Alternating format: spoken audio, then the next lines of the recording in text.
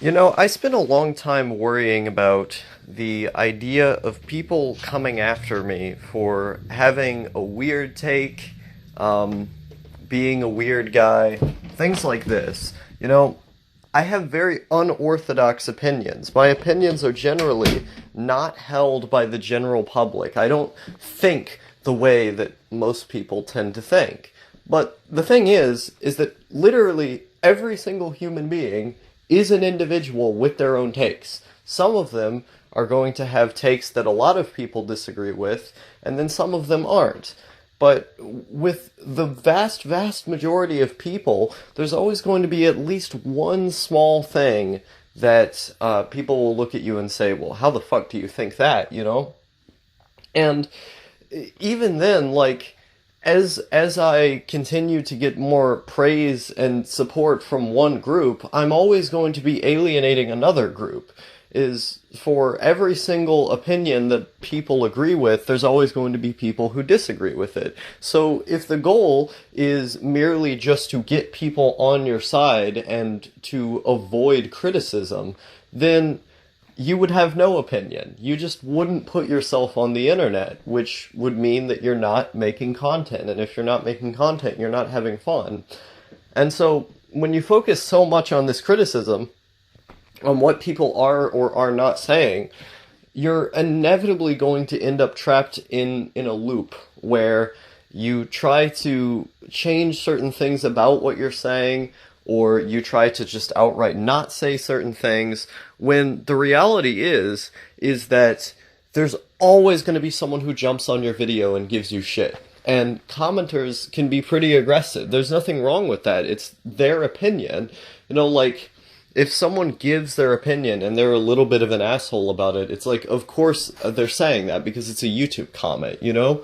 Like, I'm not right in front of you. I'm not standing there to, you know, be recognized as a normal person. I'm a disconnected entity on the internet. And if you get upset about that, you know, it's not that you're weak, but, like, it's a sign of a type of weakness, you know? And I think for me, it was sort of born out of all of these experiences that I've had throughout my life of not being accepted by family or by peers in school. You know, I was pretty severely bullied to the point where I became very violent and aggressive when I was in school. Thankfully, I'm not, you know, on that path anymore, but when I was in seventh grade specifically, I got, like, addicted to the idea and the act of fighting.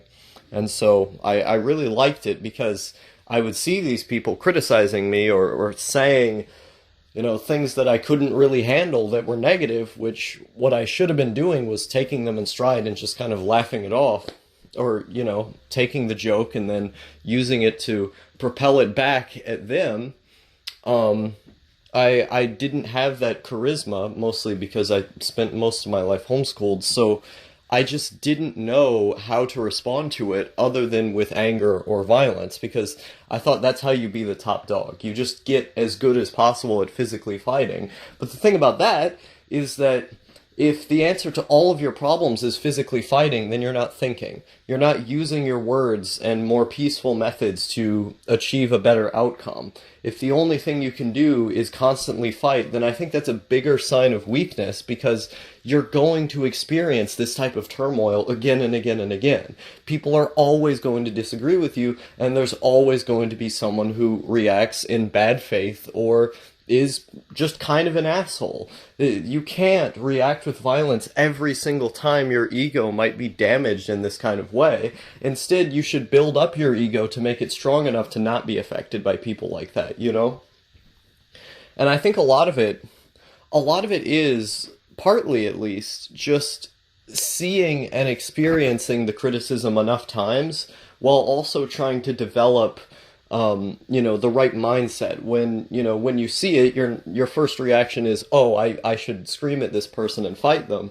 Instead, your first reaction should be, okay, I'm angry right now, but what can I do to recontextualize this and try and see it from their perspective, try and understand why they're saying this, and to not be angry, but to take what they're saying in good faith. And that takes a lot of time to do. I'm still learning how to do it in spite of the fact that I've gotten way, way better.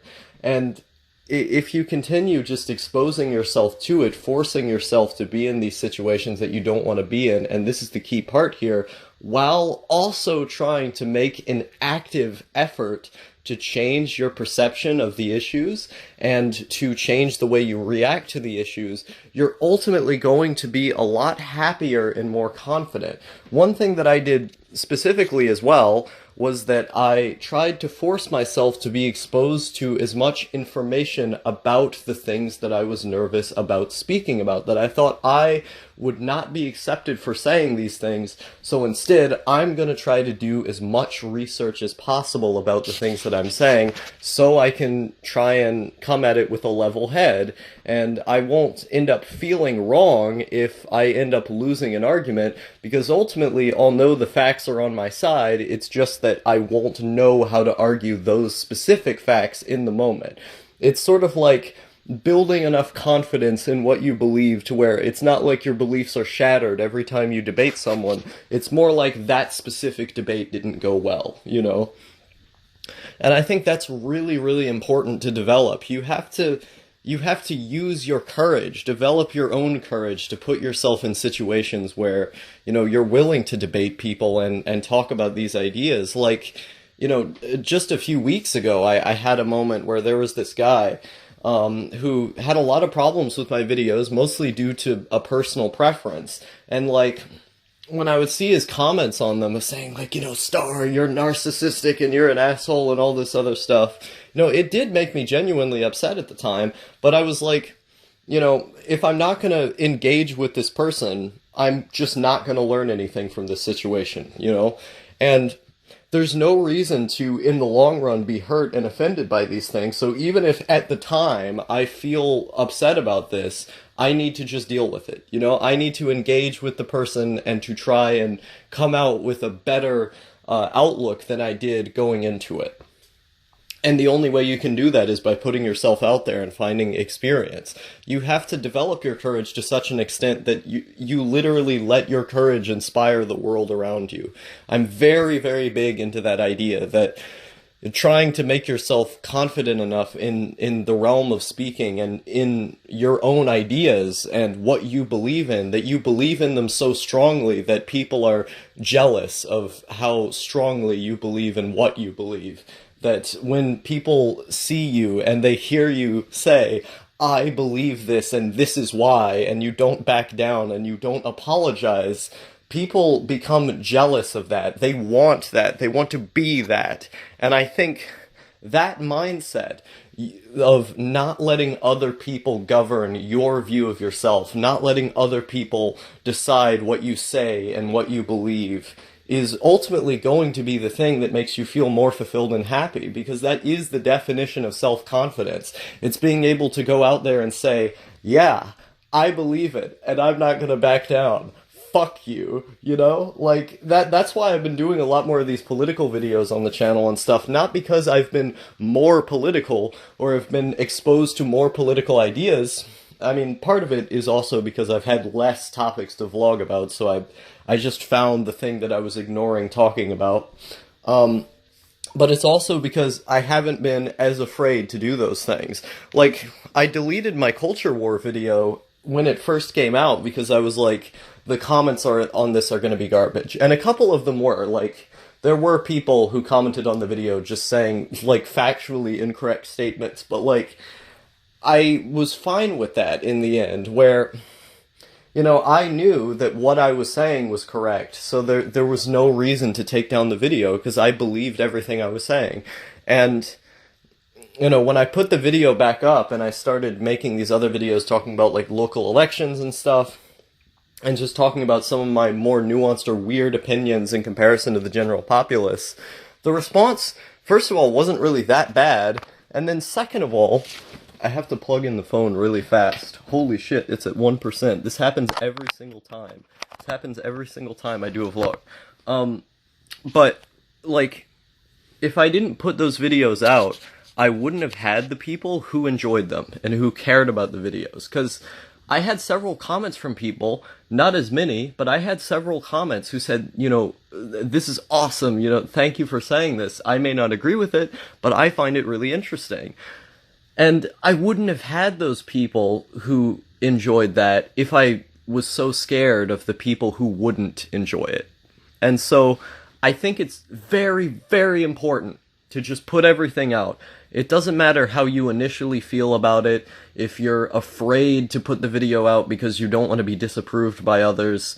You just have to be disapproved by others, because for all of the people who disapprove of you, there's always going to be another group who does approve of you.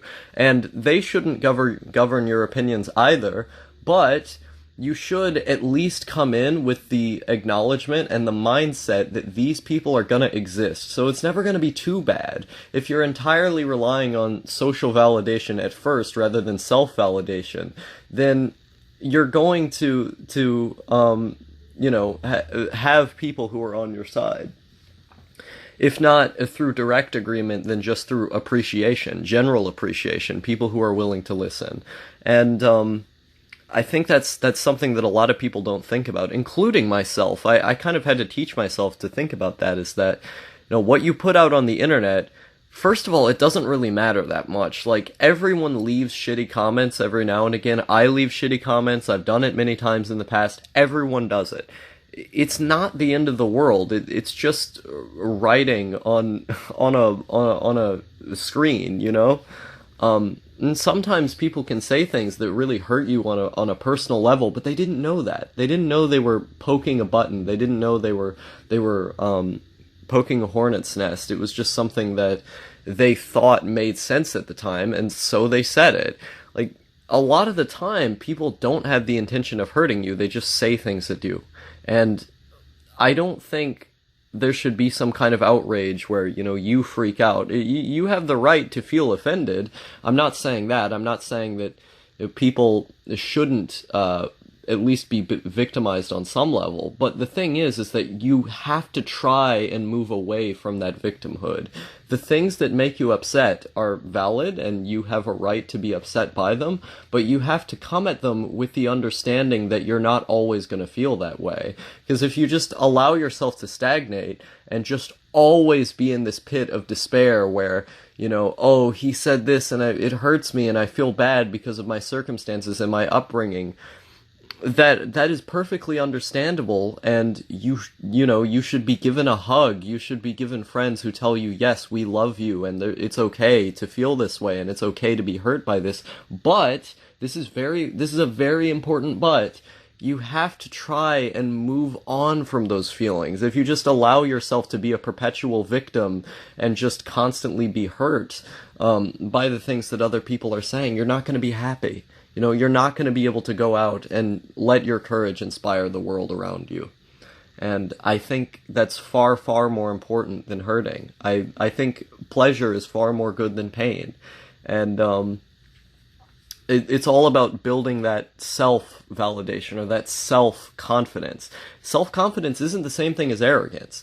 Arrogance is when you're so afraid of criticism that you have to up the ego. And I did this many times, is that outwardly what I would do was I would project an ego, and I would say, I'm always right, I'm a great guy, and all this other stuff. I've had a lot of periods in my life where I did this, where I acted like a narcissist. And I would be obsessed with, thinking about myself and trying to say positive things about myself, but really, on the inside, I did not feel that way. In the times in which I was the most narcissistic and self-obsessed, I was also the most critical of myself, and I put myself down constantly. That was the pain and the fear that was inside of my heart, that in some ways is in all of our hearts, is that we want to be loved and liked by others and to be accepted. But the thing is that you're not going to be accepted by everybody. And for some people, the answer is to be accepted by your friends, to have strong social connections. And then for others, it's to just accept yourself to such an extent that arrogance never has to come to fruition. And that's the really important distinction there, is that confidence means you believe in what it is that you say. It also means that you have a chance to change your stance if given a good enough argument that backs itself up and you're willing to change that stance because you're so confident in yourself that when you take the blow of being wrong, you admit that you're wrong, and you're not afraid to, because there's nothing keeping you from doing it. There's no social standard that's in place that you feel that you're forced to adhere to because you don't feel like social standards and what other people think are what governs your life. You govern your life. And if you govern your life, then you're going to be willing to take what other people say in good faith and then move your stance around what it is that they say, if it is correct and works within those beliefs. And so, I think that's what's really important, is that, like, you know, I can pretty much put out any video now, and I'll feel a little bit anxious every now and again, but, you know, especially when I wake up. Like, when I wake up sometimes, I'll think about, oh man, comments, you know, I said this, how are people gonna react? But I know how to get past that feeling, because I think about it. I recontextualize the feeling, and I'm like, wait a minute, I woke up with my heart beating today, but, you know, I can calm down, I can breathe, and then I can think about, yeah, it really doesn't matter that much. It's not that big of a deal. They're just YouTube comments, and I believe what I believe, and I would be a worse and more cowardly person if I just didn't say them. And you can either take what I believe or you can't. It just depends on what your preference is, and you know, what it is that you want to use to react to the video to. But I'm going to still believe what I believe, or if you provide enough evidence and reasoning for your points, maybe I won't, and maybe I'll move over to your side. There's always the chance for that. That's what real self-confidence looks like. It's about believing so much in yourself that you're willing to take yourself down a notch. You're willing to, you know, look at what other people are saying and say, yeah, I fucked up. I did wrong. No, like, when I was in my really, really narcissistic phase, where I was so afraid of criticism and would react to it so violently, I literally told a guy who was my friend to kill themselves. A guy with suicidal thoughts. Terrible thing to do. Absolutely horrendous. And I endlessly, I look back on that and I'm like, dude, what the fuck were you doing? How could you say this to this guy? And, like, you know, he and I are good now. You know, I apologized and I admitted that I'm wrong. But, like, there's screen caps of what I said on the internet. And, you know, I could run around and say, oh, please take the screen caps down. You know, don't, this is libel. You know, don't defame me and stuff. But if I said that, that would mean I was trying to hide what I did. What I did was terrible. And I admit it. And I'm not going to do it again because I admit it. And I'm willing to be confident enough to say this in a video. It's probably going to get 100 views, because even if I get a negative reaction for saying a horrible thing, ultimately I'm confident in the fact that I changed that and I don't act that way anymore. So I'm not going to hide it. I'm not going to pretend, oh, I didn't say these things, because I did say them, and they're wrong. And because I said them, I have to admit to it. And I think that's what it looks like. It's a willingness to, you know, to look at what you're saying and to, even if you're, you know, even if you believe it, to be willing to own up to it, to admit it, to not use excuses, to not dance around the issue and try to say, like, well, you know, I'm gonna try to change my words around to fit the needs of all of you guys. Like, that's never gonna work, because there's always gonna be people in opposition. And if you're constantly trying to change your speech or change what you believe or lie about what it is that you've done, then you're never gonna feel truly happy. Because people, maybe not all people, but generally people don't want to lie. They don't want to constantly be at the whims of other people. They want to be who they are and tell the truth. And so if you're going to be doing that, then you're going to have to not let these things get to you. You're going to have to recontextualize the situation with thought instead of with emotion, to really sit down and think about why these things are happening and why you feel the way that you feel, and then addressing that on a material level instead of, you know, trying to sit around and complain all the time and victimize yourself. Because even if you are the victim, you're still going to live in the world. And because you live in the world, you're going to have to adapt and change and, no matter how much of a victim you are, this is universally true. You're just gonna have to... I hear something in the other room. What is going on?